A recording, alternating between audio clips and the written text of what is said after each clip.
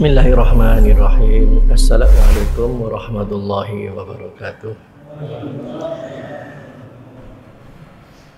Innal hamdalillah nahmaduhu wa nasta'inuhu wa nastaghfiruh wa na'udzu billahi min shururi anfusina wa min sayyiati a'malina. May yahdihillahu fala mudilla lahu wa may yudlil fala hadiyalah. Asyhadu an la ilaha illallah wahdahu la syarika lah.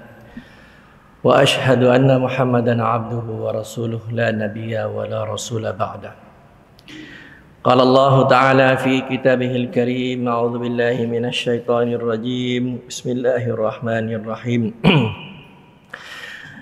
Ya ayyuhalladzina amanu taqullaha haqqa tuqatih wa la tamutunna illa wa antum muslimun. Allahumma arhamna bil Qur'an. Hadirin jamaah salat maghrib dan salat isya rahimakumullah. Alhamdulillah, kita bersyukur dan memuji Allah Subhanahu wa taala atas berbagai nikmat yang Allah telah berikan kepada kita. Semoga nikmat-nikmat yang Allah telah berikan kepada kita mampu untuk mensyukuri nikmat-nikmat Allah tersebut, yaitu kita berusaha untuk mentaati Allah Subhanahu wa taala yang telah memberikan nikmat kepada kita. Kita akan melanjutkan pertemuan sepekan yang lalu. Pertemuan pekan ini adalah pertemuan yang ke-26, ya, pertemuan yang ke-26.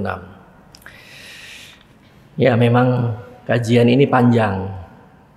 Itu pun saya tidak mengambil semua. Saya pilah-pilah. Saya pilih, kemudian saya rangkum, itulah yang saya sampaikan. Kalau ngambil semua, wah bisa lama, ya, lama sekali baru selesai. Yang saya anggap penting saja. Jadi ya sabar, karena memang kita sedang membahas tentang keberadaan satu bangsa yang luar biasa keji dan jahatnya. Ya, sehingga pantas Allah mengatakan al-maghdub. Ya, satu kaum bangsa yang dikutuk oleh Allah SWT, yang terkutuk. Ya. Nah, kita perlu tahu seperti apa mereka itu, sejarahnya seperti apa saja perilaku buruk, ya. Kemudian apa saja program-programnya, apa saja termasuk organisasi-organisasinya, itu kita perlu tahu. Ya, nah, itulah maksud kita menyampaikan materi kajian ini. Karena Yahudi ini secara kenyataan hari ini telah menggenggam dunia.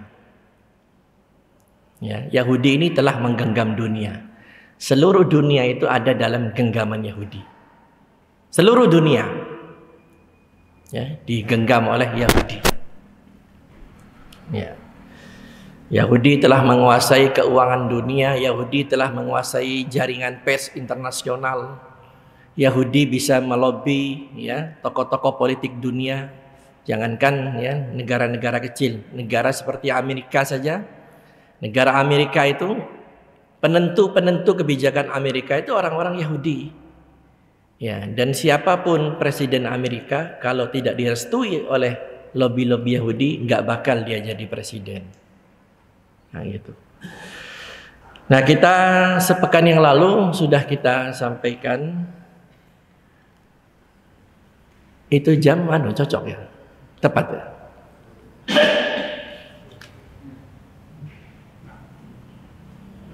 Tepat, enggak? Lambat atau cepat? Hah? Tepat ya? Ya. Berarti cuman setengah jam waktunya. Ya. Ya, kita akan melanjutkan pembahasan sepekan yang lalu. Sepekan yang lalu kita telah membahas sekte-sekte Yahudi. Ya, sekte Yahudi ini jumlahnya banyak sekali.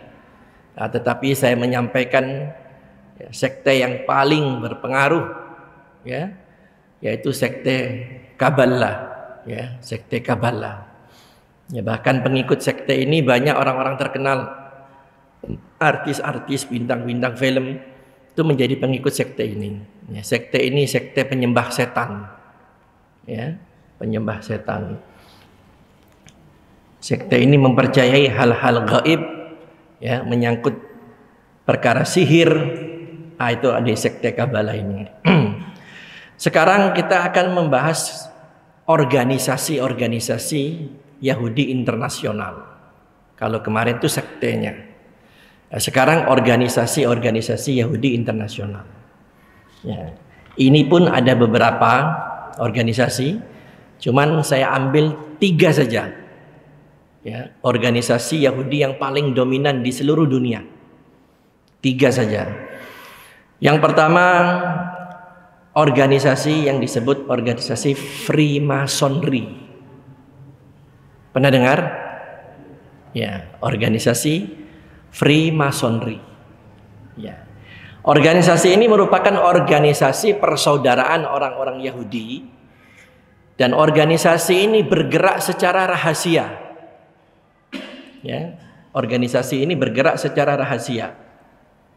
Ya, di kalangan orang-orang Yahudi, maka dikatakan persaudaraan orang-orang Yahudi yang bergerak secara rahasia, yang mempunyai tujuan paling utama yaitu menghilangkan agama-agama yang ada di muka bumi ini. Dan yang kedua, organisasi ini target akhirnya akan menentukan jumlah populasi penduduk dunia. Jadi penduduk dunia nanti Yahudi yang akan menentukan. Agama dihabisi, jumlah penduduk dunia itu Yahudi yang akan menentukan. Nah, nanti dengan percobaan-percobaan, cobaan virus lah, sekian orang mati, sekian ribu orang mati, ya. Ya, targetnya apa? Satu waktu Yahudi itu akan menentukan populasi jumlah penduduk dunia. Ya, ini kata Dr. Tariq Aswaidan, pakarnya Yahudi. Ya.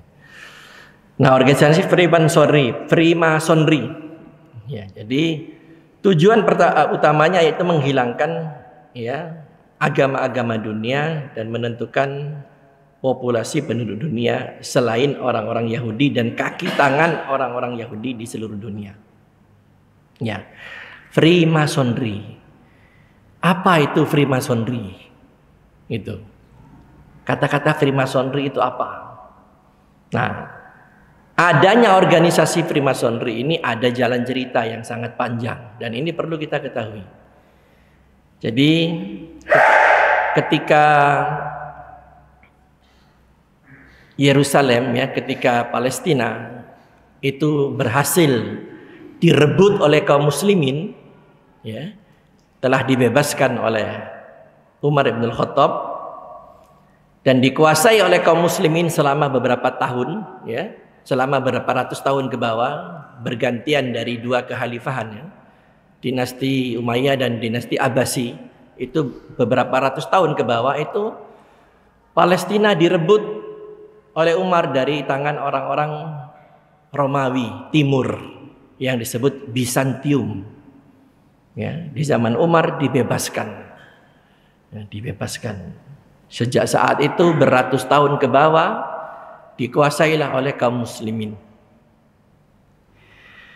Kemudian sampailah satu waktu, ya, pemimpin Kristen Paus Urbanus, ya, namanya Paus Urbanus yang kedua, itu mempunyai tekad dan rencana untuk merebut kembali Palestina dari tangan kaum muslimin. Ya, pemimpin Kristen Paus Urbanus, ya, berusaha untuk merebut kembali Palestina untuk dikuasai oleh orang-orang Nasrani. Mengapa Palestina diperebutkan? Karena di Palestina ini ada, ya, 3 tempat yang dianggap suci oleh 3 pengikut agama ini. Ya, umat Islam Al-Aqsa, ya, kiblat pertama umat Islam. Ya. Orang Nasrani punya tempat suci yang dianggap suci di sana. Ya, satu gereja tua, ya, Bethlehem di Yerusalem, yang di dalam gereja itu terdapat semacam gua kecil di dalam gereja itu yang diyakini disitulah Nabi Isa itu dilahirkan. Ini orang Kristen ini. Nah, orang Yahudi juga punya tempat suci. Ya, dia menganggap tempat sucinya itu ya di atas bangunan Al-Aqsa itu, yaitu kuil Sulaiman, Solomon Temple. Ya. Nah, maka Palestina itu menjadi tempat suci dari 3 agama, Islam, Nasrani, Yahudi. Nah, ketika sudah di tangan Islam, orang-orang Nasrani ini merasa perlu untuk merebut kembali karena mereka tidak bebas, merasa tidak bebas untuk pergi ziarah. Ya, untuk pergi ziarah, mengunjungi tempat sucinya. Maka Paus Urbanus ini menggalang kekuatan di seluruh negeri Eropa, Inggris, Perancis, Spanyol, dan negeri-negeri yang lain, digalang kekuatan pasukan yang besar. Ya, untuk apa? Untuk merebut kembali Baitul Maqdis. Ya. Nah, singkatnya terjadilah perang salib. Ya. Yang pertama, ya, terjadi perang salib yang pertama. Nah, untuk menghadapi kaum muslimin, mereka orang-orang Nasrani ini menyewa tentara bayaran. Ya. Menyewa tentara bayaran. Ya, di Inggris itu ada komunitas orang-orang Yahudi. Ya. Komunitas orang-orang Yahudi yang mereka itu sebagai pekerja, ahli pahat. Jadi kalau kita melihat gereja-gereja itu banyak apa? Patung-patung ya. Patung-patung Nabi Isa, ya, banyak pahatan-pahatan. Nah, itu yang ahli dalam masalah itu orang-orang Yahudi. Nah, orang-orang Yahudi, para pemahat-pemahat ini dijadikan tentara bayaran untuk ikut membantu perang salib melawan kaum muslimin. Nah, orang-orang Yahudi ini kemudian menamakan, ya, mereka itu, ya, kesatuan mereka itu dinamakan Knight Templar. Pernah dengar? Knight Templar. Ya, Knight Templar. Arti Knight Templar itu kesatria kuil. Karena orang Yahudi mempunyai tempat ibadah namanya sinagog atau kuil. Nah, pasukan itu dinamai Knight Templar. Singkat cerita, berperanglah mereka dengan orang-orang Islam. Dan qadarullah, saat itu kaum muslimin kalah dalam perang salib yang pertama. Ya, kalah dalam perang salib yang pertama. Nah, di antara faktor mereka bisa menang karena banyak melibatkan orang-orang Yahudi yang ada di Inggris, yang ada di Perancis untuk membantu mereka. Nah, mereka lah yang disebut Knight Templar. Ini sejarah adanya Freemasonry, nanti lihat ayat betul. Nah, singkat cerita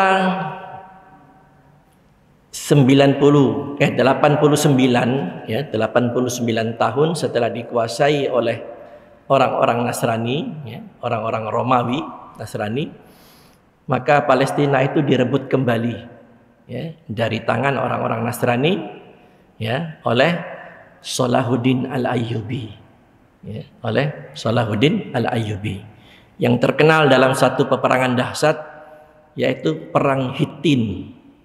Ya, perang Hittin. Hittin itu nama salah satu wilayah yang ada di Palestina. Hittin. Karena peperangan itu terjadi di daerah Hittin. Nah, dalam perang Hittin itu pasukan Islam menang telak, ya, melawan orang-orang Nasrani. Nah, singkatnya, setelah peperangan itu, ini orang-orang apa tadi? Knight Templar. Setelah peperangan salib yang pertama, ya, jadi setelah menang perang salib yang pertama, Knight Templar ini diberi tugas, ya, oleh gereja. Padahal mereka orang Yahudi, diberi tugas oleh penguasa-penguasa Nasrani, ya, orang-orang Nasrani yang pergi ziarah ke Palestina. Sebab saat itu banyak perampok, ya, banyak orang-orang jahat yang suka mencegat, ya, orang-orang Nasrani yang dari luar negeri itu untuk masuk ke Palestina untuk ziarah ke gereja Nasrani. banyak orang jahat, banyak perampok. Maka penguasa-penguasa Nasrani ketika itu menyewa ya kesatria Templar ini untuk menjaga, mengamankan jalur ziarahnya orang-orang Nasrani. Ya, dan mereka dibayar dan mereka juga dapat upah dari orang-orang yang ziarah itu.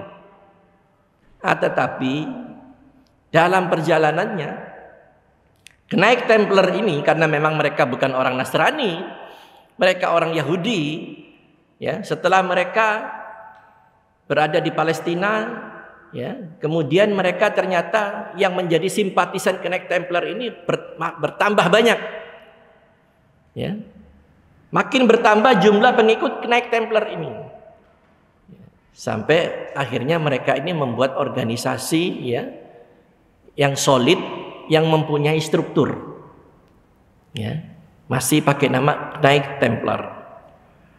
Nah, dalam perjalanannya kenaik Templar ini ternyata punya misi terselubung, bukan hanya mengamankan jalur ziarahnya orang-orang Nasrani, tapi punya misi terselubung. Apa misi terselubung itu? Merusak agama Nasrani. Ini orang Yahudi nih, ya.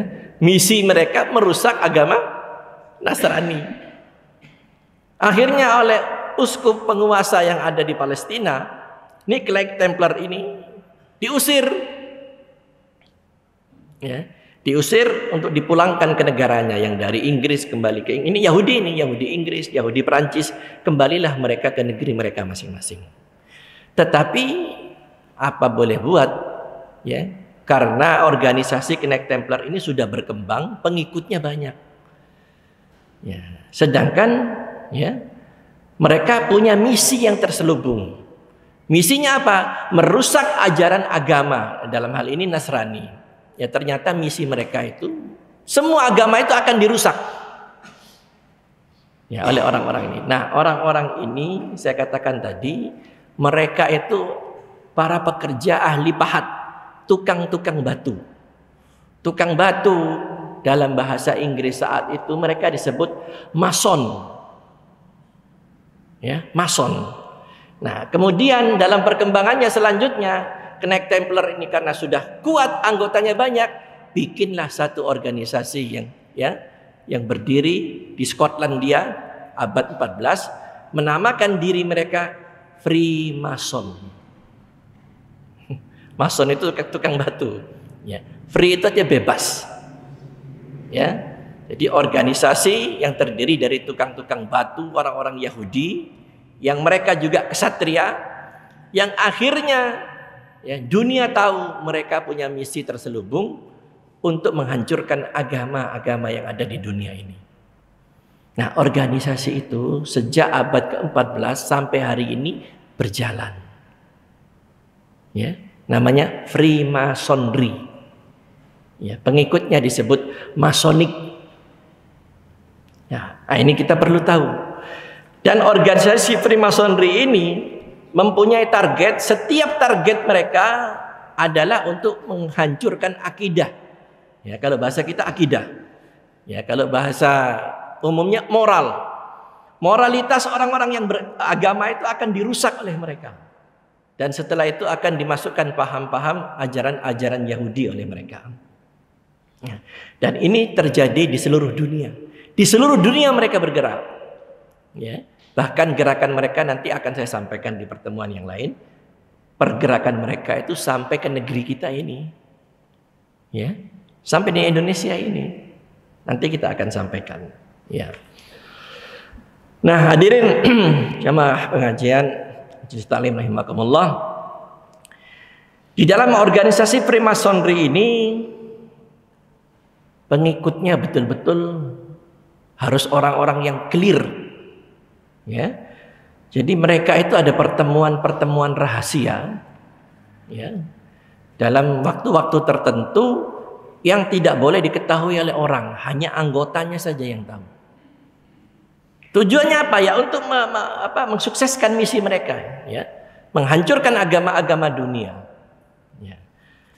Ada pertemuan-pertemuan rahasia yang berkala, kemudian ada ritual-ritual aneh. Ya, ada ritual-ritual aneh. Dan setiap anggota yang masuk ke dalam Freemason, jadi ternyata Freemason ini mereka juga menampung anggota lain di luar orang-orang Yahudi, bukan hanya Yahudi saja. Nah, orang-orang Yahudi di luar Yahudi pun direkrut oleh mereka.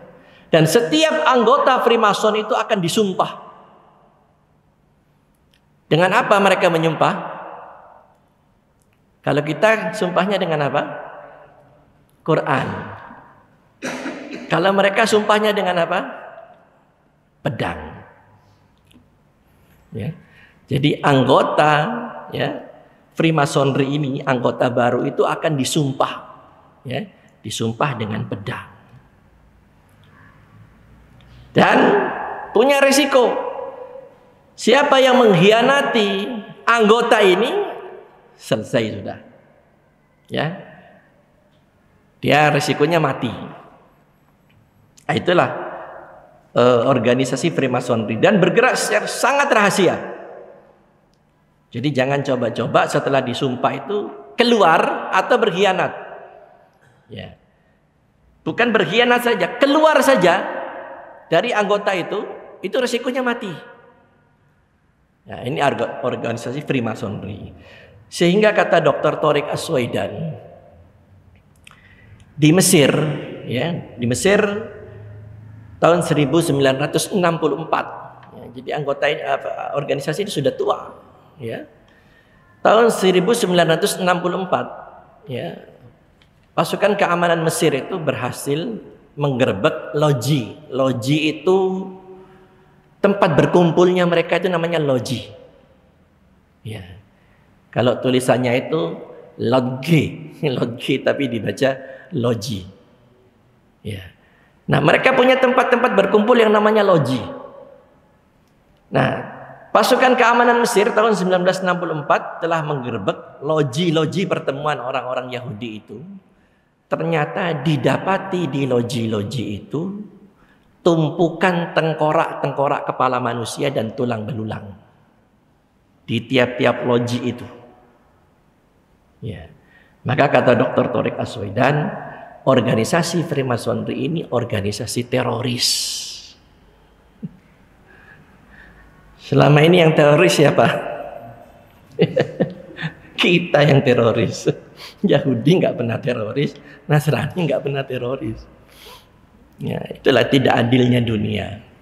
Ya, seluruh peperangan-peperangan di dunia ini yang memulai itu bukan umat Islam, orang-orang di luar Islam. Tetapi yang selalu jadi teroris ini orang Islam. Mengapa demikian? Ini karena pintarnya Yahudi ini.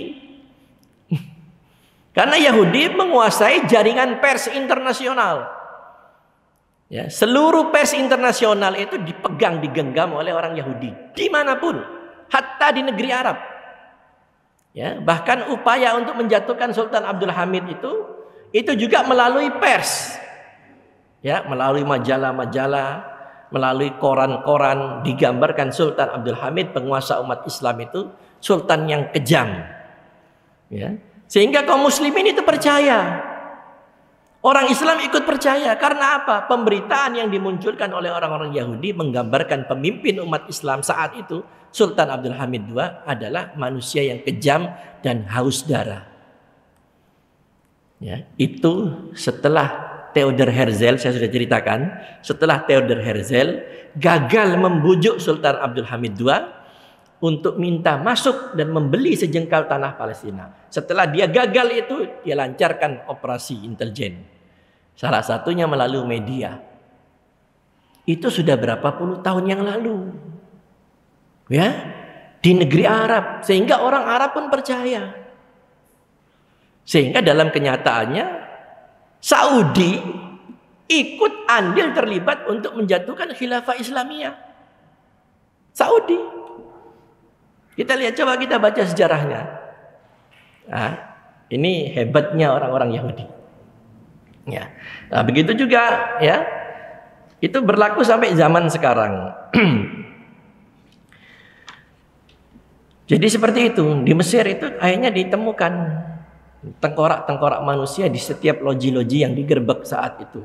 Nah, maka Thoriq Aswaidan mengatakan organisasi Freemason ini organisasi teroris.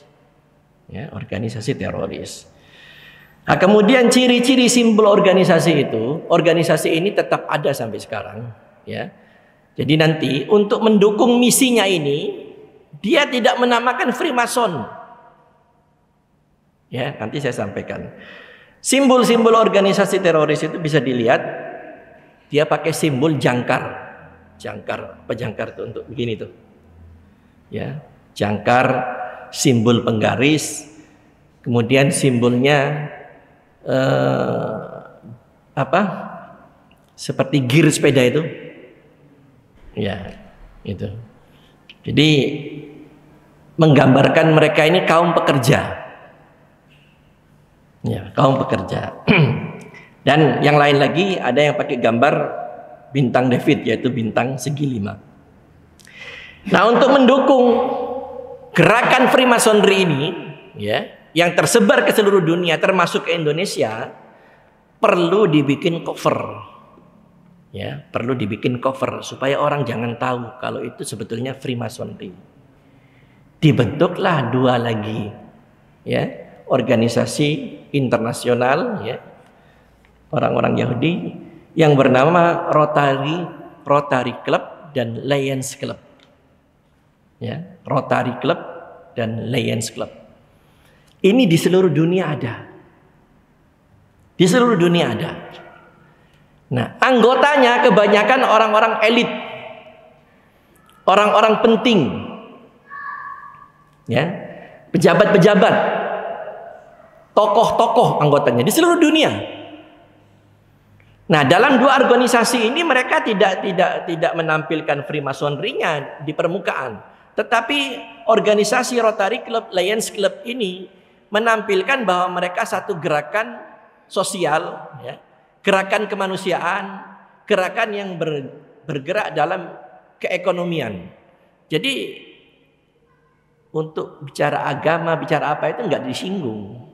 Ya, yang diangkat itu gerakan sosial, ya, gerakan upaya untuk membantu, ya, negara lain, membantu kelompok lain, persaudaraan di antara sesama manusia. Jadi di depan, di permukaan mereka menampilkan seolah-olah tampilan mereka itu sejuk, ya, mempunyai manfaat untuk orang banyak, sehingga pejabat-pejabat di seluruh dunia itu tertarik. Karena apa? Tidak menyinggung isu agama. Bagi mereka semua agama itu diperlakukan sama, ya, di permukaannya. Nah, padahal aslinya 2 organisasi ini pengikutnya kalau sudah masuk ke dalam waktu yang lama, baru dia sadar dia telah terjebak ikut mendukung gerakan Freemasonry. Dalam waktu yang lama baru dia sadar ternyata dia menjadi bagian daripada gerakan Freemasonry. Ya. Dan misi Freemasonry di Indonesia itu sudah berhasil. Nanti akan saya sampaikan. Ya, ada satu tulisan seorang sejarawan Indonesia namanya Arta Wijaya, itu bagus sekali. Dia dalam bukunya, bahkan bukunya itu bergambar. Bukunya itu bergambar, ya, tentang sinagog Yahudi yang ada di Surabaya, yang ada di Medan, ya. Tokoh-tokoh Yahudi itu dengan foto-fotonya, ya, bergambar semua. Nah, itu Arta Wijaya, ya, menulis buku tentang gerakan bawah tanah Freemasonry. Ya. Nah, kemudian karena pengikut Freemasonry ini tersebar ke seluruh dunia, di Mesir ada, ya, bahkan di negeri-negeri Arab yang lain ada, meresahkan umat Islam. Karena apa? Dalam pertemuan itu laki perempuan bercampur, ya. Ada meeting-meeting, ada pesta-pesta, nih Rotary Club dengan Lions Club. Jadi mereka bertemu itu di samping meeting, nanti ada pesta-pesta, ada hiburan. Dan pesertanya bukan hanya Yahudi, ada Nasrani, ada kaum muslimin. Misi yang dikemukakan itu misi kemanusiaan, misi sosial. Sehingga orang Islam banyak juga yang menjadi anggotanya, termasuk pejabat-pejabat. Termasuk juga di Indonesia, banyak tokoh-tokoh Indonesia yang termasuk di dalamnya. Nah, gerakan ini sempat meresahkan dunia Arab, ya. Sehingga tahun 1977 terjadi pertemuan, ya, ulama-ulama bertemu di Mekah membahas tentang gerakan Freemasonry ini. Ya. Jadi setelah mereka ulama bertemu, ya, membahas tentang gerakan ini, ternyata gerakan ini sudah sangat menyimpang dari akidah Islamiyah. Setelah mereka pelajari bahwa gerakan ini ternyata di belakang gerakan sosial, kata mereka itu ternyata ada misi terselubung. Ya, mereka punya ritual-ritual, ya, tidak berbeda dengan sekte Kabbalah, yaitu Freemasonry ini. Ya, ada ritual-ritual sesatnya. Dan itu bisa dilakukan kepada anggota yang sudah lama. Kalau masih baru-baru mereka nggak tahu itu. Ya. Setelah lama masuk dari anggotanya, baru mereka akan tahu itu. Nah, maka di pertemuan di Mekah tahun 1977 itu para ulama menyimpulkan gerakan, ya, Freemasonry, Rotary Club, Lions Club itu adalah gerakan yang diharamkan, dan haram kaum muslimin untuk masuk ke dalam gerakan itu. Walaupun di permukaan mereka mengatakan punya misi kemanusiaan, membantu manusia, membantu ekonomi, tapi semua itu kamuflase. Ya. Semua itu adalah akal-akalan mereka. Yang asli gerakan Rotary Club, Lions Club untuk mendukung misi Freemasonry. Apa misi target akhirnya? Menghilangkan agama-agama dunia. Ya. Dan nanti di pertemuan yang berikutnya saya akan sampaikan bagaimana tokoh-tokoh Indonesia ini sampai bisa disekulerkan, ya. Tokoh-tokoh yang beragama Islam ini sampai menjadi orang-orang yang sekuler dan orang-orang yang anti kepada Islam, orang Islam. Dengan apa? Dengan gerakan Freemasonry ini. Ya. Nanti kita akan sampaikan di pertemuan-pertemuan yang berikutnya. Saya rasa sementara itu dulu. Nah, sebentar lagi mau azan. Insya Allah kita akan lanjutkan pekan depan. Ini pertemuan ini kalau masih panjang lanjut atau gimana? Saya khawatir ini yang hadir ini bosan. Kalau memang bosan biar dirubah materi yang lain. Ya. Azan ya. Azan. Ya. Ya, kita akhiri dulu pertemuan kita ini. InsyaAllah kita lanjutkan pekan depan. Subhanakallahumma bihamdika asyhadu an la ilaha illa anta astaghfiruka wa atubu ilaik. Assalamualaikum warahmatullahi wabarakatuh.